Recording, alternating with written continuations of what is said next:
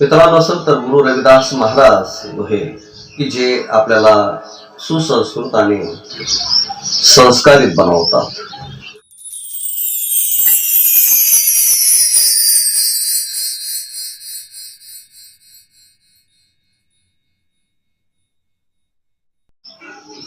नमस्कार मित्रांनो, मी अण्णासाहेब धातोडे आपले गुरु रविदास नामा या यूट्यूब चॅनलवर सहर्ष स्वागत करत आहे. मित्रांनो, संत गुरु रविदास महाराज यांच्या दोह्यांवर आपल्याला आज चर्चा करायची आहे. एकदम खिळीमिळीने चर्चा करूया. मित्रांनो, गुरु रविदास महाराजांचे दोहे आपणासमोर जे महत्वाचे की जे आपल्याला सुसंस्कृत आणि संस्कारित बनवतात, आणि असे दोहे आज मी आपल्या समोर घेणार आहे. त्यापैकी एक दोहा आहे, जहां परंद विश्वास है सत्य पर कतहु नहीं, रविदास सत्य सोई जाने है जो अनुभव हुई मन माही. या दोह्याचा सरळ सरळ अर्थ असा आहे, जिथं अंधश्रद्धा असेल तेथे सत्याची पारख होणार नाही. हे संत गुरु रविदास महाराज त्यांच्या अनुभवावरून आपल्याला सांगतात. याचा खोलवर अभ्यास केल्यानंतर असं लक्षात येतं, ध्यानात घ्या, जेथे अंधविश्वास आहे, जेथे आंधळापणा आहे, आलेली प्रत्येक गोष्ट स्वीकारात ती चांगली आहे की वाईट आहे, आपला विकास करणारी आहे का आपला विकास खुंटवणारी आहे, या संदर्भाने त्यांनी म्हटलेले आहे जेथे अंधश्रद्धा आहे. अंधश्रद्धा म्हणजे ज्या ठिकाणी आपला सामाजिक, आर्थिक, सांस्कृतिक, वैज्ञानिक दृष्टिकोनच खतम केला जातो, त्याला अंधश्रद्धा म्हणतो. ज्या ठिकाणी चिकित्सा करायची असते त्या ठिकाणी त्याला जागेवर थांबवणे, त्याला अंधश्रद्धा म्हणायचं आहे. आणि अंधश्रद्धा खतम करायची असेल तर सगळ्यात महत्वाचं म्हणजे पहिला आपल्याकडे असावा लागतो तो वैज्ञानिक दृष्टिकोन. वैज्ञानिक दृष्टिकोन आपल्याकडे त्याच वेळेस येतो की ज्या वेळेस आपल्याकडे तर्कशक्तीचा विचार असला पाहिजे. तुमच्या मनाला एखादा ग्रंथ वाचताना वैज्ञानिक दृष्टिकोन, तर्कशक्ती, अर्थात तिसऱ्या नेत्राचा थर्ड आहे, याचा तुम्ही विचार न करता घेतलेला निर्णय म्हणजे हा अधोगतीचा. यासाठी मित्रांनो आणि मी ज्या समाज बांधवांनो, या ठिकाणी मी आपणास एक उदाहरण देईन, ते रामायणामधलं. रामायणामध्ये प्रभू रामचंद्र, सीताजी आणि लक्ष्मण हे 14 वर्ष वनवासामध्ये वनवास भोगण्यासाठी वनात गेलेले असतात. ते त्या ठिकाणी कुटिया करून राहतात. ही गोष्ट रावणाला समजते की या ठिकाणी राम, सीता आणि लक्ष्मण यांनी तिथं आपलं बस्तान ठोकलेलं आहे या वनामध्ये. तर त्यांना काहीतरी धडा शिकवला पाहिजे, म्हणून रावणाने त्यांचा जो मामा होता मारीच, याला त्या ठिकाणी पाठवलं. मारीचाने सुवर्ण मृगाचं रूप धारण, म्हणजे सोन्याच्या मृगाचं म्हणजे हरणाचं रूप त्यानं धारण केलं आणि तो कुटिया समोरून, त्या झोपडी समोरून सीतेच्या नजरेत पडेल अशा पद्धतीनं गेला. सीतेने पाहिले की एक मृग त्यांच्या जवळून येत आहे, जाते. तेवढ्यात राम तेथे आले आणि रामाला सीता म्हणाली, प्रभू, मला या हरणाची शिकार करून त्याची अंगामध्ये चोळी घालायची आहे, त्याच्या चमड्याची, की ज्याला आपण अंगवस्त्र म्हणूया. म्हणजे अशी कथा आम्ही बहुतेक वेळा ऐकलेली आहे, वाचलेली पण आहे. आणि अशा कथा मंदिरामधून नेहमी रामायण हा ग्रंथ लावल्यानंतर ऐकायला मिळायचे. आता माता सीताने सांगितलेला जी इच्छा व्यक्त केली रामाकडे, आणि राम म्हणाला, ठीक आहे सीते, मी त्या मृगाची शिकार करतो. आणि राम त्या मायावी मृगाच्या पाठीमागे शिकार करायला धावले. भले त्यांची इच्छा त्याला मारायची नसेल, परंतु त्याला पकडायची असेल, असं आपण या ठिकाणी समजायला काही हरकत नाही. हरिण पुढे आणि राम त्याच्या मागे धनुष्यबाण घेऊन लागले होते. तर रामाच्या हाती ते हरिण काही लागेना, म्हणून रामाने बाण काढला आणि त्याला मारल्यानंतर त्या मायावी राक्षसाने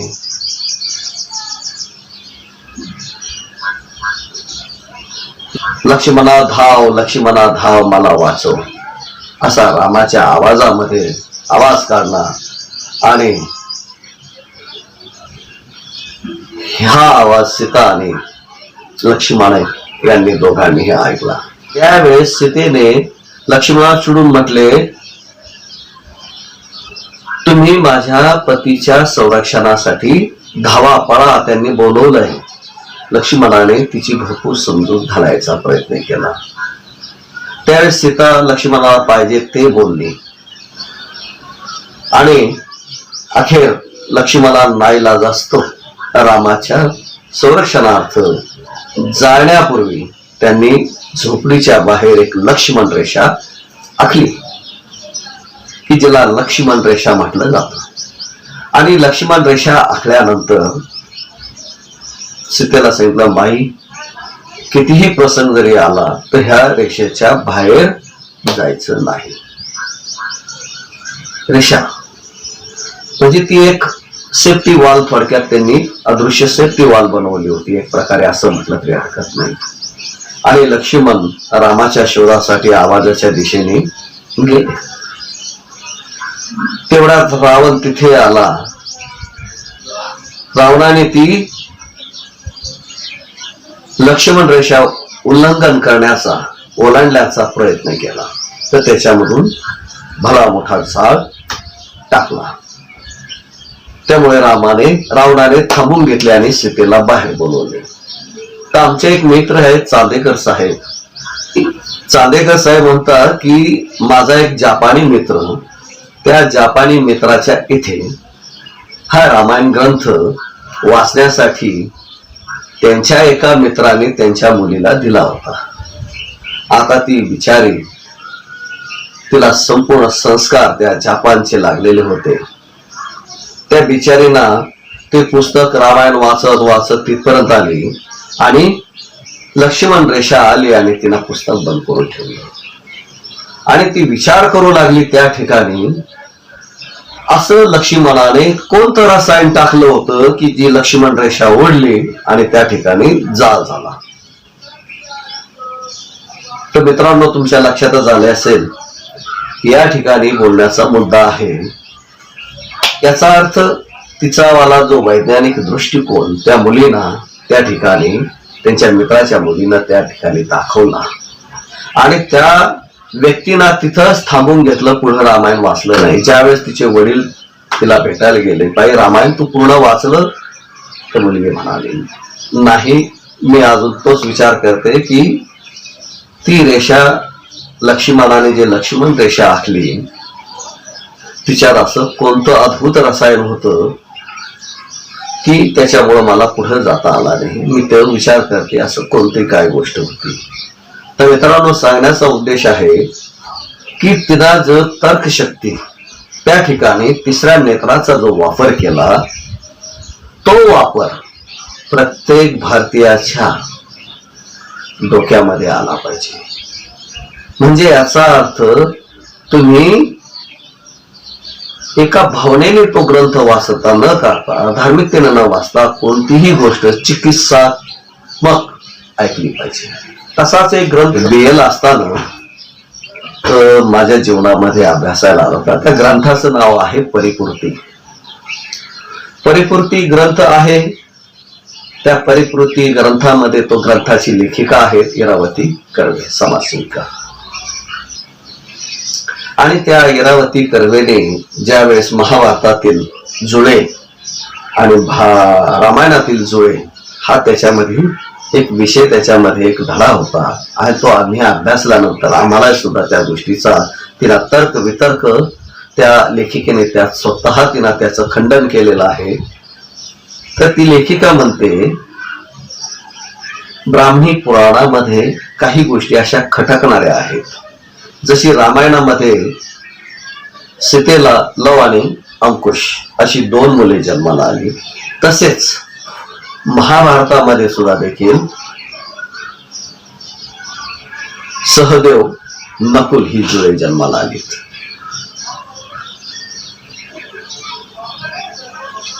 याचा अर्थ असा होतो की जुळे जन्माला आली, तिनं त्याचा शोध खोलवर घेतला आणि तिच्या लक्षात आलं लवकुश, वाल्मिक ऋषी आणि वनात रावण अमुक तमुक. तर एक शंका ती ग्रंथ लिहिणाऱ्याच्या डोक्यात होती की वाल्मिकी रामायणानुसार सीतेला जुळे जन्माला आलेले आहेत आणि तुळशी रामायणामध्ये जुळे वेगळ्या पद्धतीने जन्माला आले आहेत. पण ती कशी सीतेला जन्माला दिलं, काय ते अंकुशला जन्म दिला आणि एकदा सीता कपडे धुण्यासाठी नदीवर गेली होती आणि वाल्मिकी ऋषी बाहेर गेलेले होते आणि अशा काळामध्ये सीता कपडे धुवून येण्याच्या अगोदर वाल्मिकी ऋषी आश्रमात आले आणि आश्रमामध्ये सीतामाई दिसली नाही. म्हणून वाल्मिकीने ते झोळी जिला आपण पाळणा म्हणतो त्या पाळण्यामध्ये पाहिलं, अरे अंकुश त्याच्यामध्ये नाही. याचा अर्थ सीता अंकुशला घेऊन गेले होते. हे सत्य नाकारता येत नाही. कारण का, जसं माकडीनेचं पिल्लू माकडीने जवळ संगच राहिलं म्हणून तिला असं वाटलं ती माकडीने पाहून ती तिच्या पिल्लाला घेऊन जाते एवढं सर्वशंका की मी माझ्या बाळाला एकट्या झोपडीमध्ये कसं सोडवू, म्हणून सीतामाई आपल्या अंकुशला घेऊन जाते. परंतु शंका आणि निर्माण जी प्रश्न तयार झाले ते वाल्मिकी ऋषींच्या. वाल्मिकी ऋषींना असं वाटलं सीता कपडे धुवायला गेली असेल आणि एखाद्या शॉपदाने या बाळाची शिकार केली असेल. म्हणून वाल्मिकी ऋषीने एक लव्हाळ्याचं तिथं झाडं होते, लव्हाळ्याची झाडं त्याच्यात टाकली आणि त्यापासून लव जन्माला आला. ही एक गोष्ट झाली. आता याच्या मागचं रहस्य उलगडण्यासाठी ज्यावेळेस इरावती कर्वेंना हा प्रश्न पडला की वाल्मिकीने त्या ग्रंथामध्ये जुळे जन्माला आलेले म्हणतात आणि तुळशीदासाच्या मनामध्ये अशी काय शंका झाली की त्यांनी ते जुळे वेगवेगळे करून दाखवले. म्हणून तिला महाभारतातला अभ्यास करायचा ठरवला आणि अभ्यासातून तिचा निष्कर्ष आला, जसं रामापासून एक मुलगा जन्माला आलेला आहे आणि महाभारतामध्ये अश्विनी देवांचे 2 मुलं जन्माला आले. म्हणजे घोडे, अश्व म्हणजे घोडे, अश्व हे जोडीने येतात आणि जोडीनं आलेले अश्व 2 जण असल्याने माद्रीला 2 मुलं जन्माला आली. आणि तर माद्रीला या ठिकाणी 2 जन्माला मुलं आली आणि ती आली सहदेवानी नकुल. ही महाभारतामधली कथा आहे. तुम्हाला माहितच असेल, कुंतीला वरदान प्राप्त होतं. तिने ज्या देवाची याचना केली, प्रार्थना केली की जसे कुंतीच्या विवाहापूर्वी सूर्यदेव आले आणि त्यांच्यापासून कर्ण जन्माला आला, इंद्रापासून अर्जुन जन्माला आला, भीम जन्माला आला, नंतर त्यात यमदेवतापासून किंवा ठीक आहे जे असेल ते, तर हे जन्माला आले. मंत्राच्या प्रभावाने पुत्र प्राप्ती करून घेतात ते ही माद्रीला माहित होत. आणि माद्री आणि पंडूराजाला शाप असल्यामुळे त्यामुळे तो माद्रीपासून दुसऱ्या आवडत्या राणीपासून जन्माला मुलं घालू शकत नव्हता. म्हणून माद्रीनं त्यावेळेस कुंतीला विनंती करून पंडूराजा करवी की मला सुद्धा मंत्राचा ती शक्ती द्या की जेणेकरून मी मुलांना जन्म देईन. पण माद्री ही चतुर होती. कुंतीने एक मंत्राच्या आधाराने एक मुलगा उत्पत्ती केली आणि कुंतीनं एक मुलाची उत्पत्ती केली. जसे कर्ण असेल, अर्जुन असेल, भीम असेल आणि युधिष्ठिर असेल. तर अशा ह्या 3 मुलांना 4 मुलांना तिनं जन्म दिला. परंतु पांडवांची मुलं म्हणून 3 गणली गेली कुंतीच्या पोटी. आणि अगोदरचा आपण ह्या ठिकाणी सूर्यापासून जो जन्माला आलेला जो मुलगा होता, जो कर्ण, त्याचा विषय या ठिकाणी बाजूला करूया. मग माद्रींना एकाच वेळी 2 देवांना म्हणजे अश्विनी देवांना बोलवलं म्हणून 2 अश्वांपासून 2 मुलं जन्माला आली.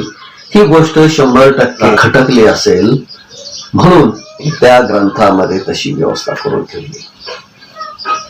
तर मित्रांनो, सांगायचा मुद्दा हा आहे, प्रश्न तर निर्माण होतात आणि त्या प्रश्नाचा उत्तर मिळवण्यासाठी सामाजिक संशोधकांना किती प्रयत्न करावा लागते, जिगरीचे प्रयत्न करावे लागते. त्यासाठी समाजशास्त्र हा विषय असावा लागतो. तर त्या समाजशास्त्राच्या विषयाला अनुसरून ज्या ज्या व्यक्तींनी असे संशोधन केले, वेगवेगळे संशोधन केले आणि त्यांनी प्रश्न उपस्थित केले, त्याचप्रमाणे जसे काही शास्त्रज्ञ जे आहेत, कोणत्या रोगापासून कोणता जंतू मारला जातोय, त्यासाठी कोणती लस निर्माण करावी लागते, हे जसं त्या वैज्ञानिकाला कळतं, त्याचप्रमाणे हे सामाजिक शास्त्रज्ञांना सुद्धा देखील एक लिहून ठेवलेले किंवा सामाजिक जीवनामधले काही गोष्टी असतात की त्याच्यामध्ये ते संशोधन होणं खूप गरजेचं असतं. आणि हा विषय किचकट आहे. आणि असा हा किचकट विषय संत गुरु रविदास महाराजांनी आपल्याला 748 वर्षापूर्वी आपल्याला सांगितला की तुम्ही अंधश्रद्धा ठेवू नका. म्हणून ते म्हणतात, जहा पर अंधविश्वास आहे सत्य पर कथा नाही. म्हणजे ज्या ठिकाणी अंधश्रद्धा आहे तेथे सत्याची पारख होणार नाही. म्हणजे अर्थात तुम्हाला सत्य स्वीकारायचं ज्यावेळेस असेल, सत्य आणि असत्य, तुम्ही आपण काय करतो, दोन्ही गोष्टी सत्य घेतो आणि असत्य घेतो. त्यामुळे आपला डेव्हलपमेंट नाही, विकास नाही. आपल्या मुलाबाळांच्या मनामध्ये सुद्धा शंका कुशंका तशाच मरून जातात. त्याची उत्तर मिळत नाही आणि ती लोक मग निमटपणे आपलं अंधश्रद्धा घेऊन तसेच जीवन जगत राहतात. यापेक्षा दुसरं काही नाही. तर संत रविदासांच्या भाषेत सांगायचं जर ठरवलं तर सत्य हे तुम्ही पाखडून घ्या. सत्य तुम्ही हे पाखडून घ्या. पाखडायचं साठी त्यासाठी आपण काय या ठिकाणी प्रमाण देणार, एक प्रमाण आपण देऊ शकतो. जसं एखादी महिला आपल्या घरातल्या कुटुंबांना जेवण बनवण्यासाठी काय काय करते, ती महिला भात करते. तर भात घेण्यापूर्वी ती काय करते, ते तांदूळ सुपामध्ये घेते. सुपात घेऊन ते पाखडते, त्याच्यातली काही फोलकट साळ वगैरे जे आहे ती निघून जाते आणि खडे कंकर फेकून देते. जेव्हा ते स्वच्छ झालेलं पाहते, नंतर ती शिजवते. बरोबर. आणि तिसरं अजून एक कारण, डाळ बनवते. डाळ घेताना ती काय करते, ती डाळ पाहते, पाखडते, मिसते आणि नंतर शिजवते. एक नेहमीच एक प्रक्रिया झालेली आहे. परंतु याच्यामध्ये सायन्स दडलेलं आहे हे बहुतेकांना माहीतच नसतं. हे विज्ञान दडलेलं आहे हे बहुतेकांना माहीतच नसतं. तरी सुद्धा देखील ती महिला आपलं पारंपरिक आलेल्या गोष्टीप्रमाणे ती करत राहते. तर ती महिला करते पारंपरिक पद्धतीने. मग आम्हाला एखादी गोष्ट आली ती आम्ही ताबडतोब स्वीकारतो. कसं, मागे काय सांगितलं, गणपती दूध पितो. तर गणपती दूध पितो म्हटल्यानंतर बहुतेक जणांनी गणपतीला उत्सुक त्या दिवशी अख्ख्या जगात त्या गोष्टीची चर्चा झाली, गणपती दूध पितो. ठीक आहे बाबा, आता अवघड गोष्ट हे, त्याच्यात तर्क वितर्क अनेक प्रश्न निर्माण झाले गेले. खरंच गणपती दूध पितो का? म्हणजे आमची बुद्धी एवढी कमकुवत झाली आहे की आम्ही कोणत्याही गोष्टीवर भरोसा ठेवायला लागतो. मग हे आमचं अज्ञान नाही का? आम्ही सज्ञान कधी बनणार? आमच्या आम्ही जर सज्ञान बनलो तर आम्ही आमच्या मुलाबाळांना सज्ञान कसं बनवणार? अहो, या ठिकाणी ह्या देशातील अनेक मोठमोठे जे उद्योगपती आहेत, राजकारणी नेते आहेत, अहो यांची मुलं कॉन्व्हेंट सारख्या शाळेमध्ये शिकतात. आणि बहुतेक अशी नेते आहेत, आमची मराठी, आमची हिंदी, आमची मातृभाषा असं करून करून काय केलं, आपल्याला जागावर ठेवलेलं आहे खेळून. त्यांनी त्यांची राजकीय पुळी भाजून घेतली. परंतु यांची मुलं कुठं पाहिले, विदेशामध्ये शिकायला आहे, उच्च शिक्षण घेण्यासाठी आहे. आणि या ठिकाणी नेमकं आम्ही विसरतो की बाबासाहेबांनी आम्हाला सांगितलं होतं की तुम्हाला असं बोट करून सांगितलेलं आहे, असं वर बाबासाहेबांचं बोट आहे बघा असं. आणि बाबासाहेब सांगतात की तुम्हाला शिकायचं आहे, खूप शिकायचं आहे, तुम्हाला संघटित व्हायचं आहे आणि संघर्ष करायचा आहे सत्यासाठी. परंतु अनेक पिढ्या आपल्या गेल्या. देशाला स्वातंत्र्य मिळून 75 वर्ष झाली तरी सुद्धा आमच्या डोक्यात अजून प्रकाश पडायला तयार नाही. बाबासाहेबांनी सांगितलं, अरे ह्या देशामध्ये तुम्ही जवळजवळ 85 ते 90% लोक असे आहात की ते मुठ्ठीभर लोकांचे हातचे बाहुले बनवले आहेत आणि त्यांनी तुम्हाला फक्त गुलाम करून टाकला आहे त्यांच्या तालावर नाचण्यासाठी. मग आम्ही हा ताल कधी सोडणार? मग गुरु माऊली रविदास महाराजांनी आपल्याला 648 वर्षापूर्वी जे काही सांगितलं आणि त्यानंतर बाबासाहेबांनी तुम्हाला जे सांगितलं, जरा तुम्ही याच्यामध्ये याची समानता पहा, विचारधारेची समानता पहा. आपण कुठपर्यंत बोळ्याने दूध पित राहणार आहात? अरे रविदासांनी त्यावेळेस अशी क्रांती केली की त्यावेळेसच्या राजवटीला, की जी गुलामीमध्ये होते त्यावेळेसच्या राजवटीला त्यांनी आव्हान केलं होतं, ऐसा चाहू राजमय जहां मिले सबन को अन्न छोट बडो सब संबसे रविदास रहे पसंद.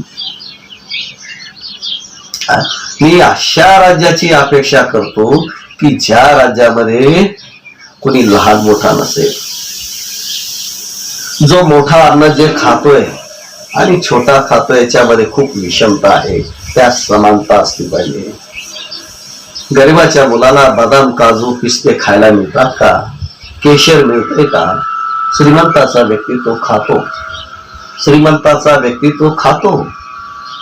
एक व्यक्ती या देशातील सोन्याच्या चमच्याने खातो, तो दुसऱ्याच्या नशिबात भाकरी सुद्धा एक वेळची नसते. ही विषमता नाही का? हे रविदासांनी त्यावेळेस 648 वर्षापूर्वी क्रांती केली आणि त्यांनी शासनाच्या विरुद्ध, त्या शासन पद्धतीच्या विरुद्ध प्रथमतः दंड थोपटले. हे विसरून चालणार नाही. आपण समजून घेतलं पाहिजे. त्यावेळेच्या जातीयवाद्यांना ठणकावून सांगणारे आमचे संत होते, हम भी चामके तुम भी चामके कौन चाम से न्यारा. म्हणजे आम्ही चामड्याचे तुम्ही चामड्याचे, कोण चामड्याचे, कोण चामड्यापासून वेगळा आहे? मी रक्ताचा, आम्ही सर्वजण रक्त आहे, मांस आहे, हड्डी आहे, पासून तयार झालेलो आहे आणि प्रत्येक व्यक्ती ह्या जन्माला जर आला असेल ह्या जगामध्ये तो प्रत्येक जण सांभार आहे, हे ध्यानात घ्या. मित्रांनो, या ठिकाणी मी थांबतो. तुमच्या शंकांचं निरसन झालं असेल असं मी समजतो. पुन्हा एकदा रविदासांचा तो दोहा,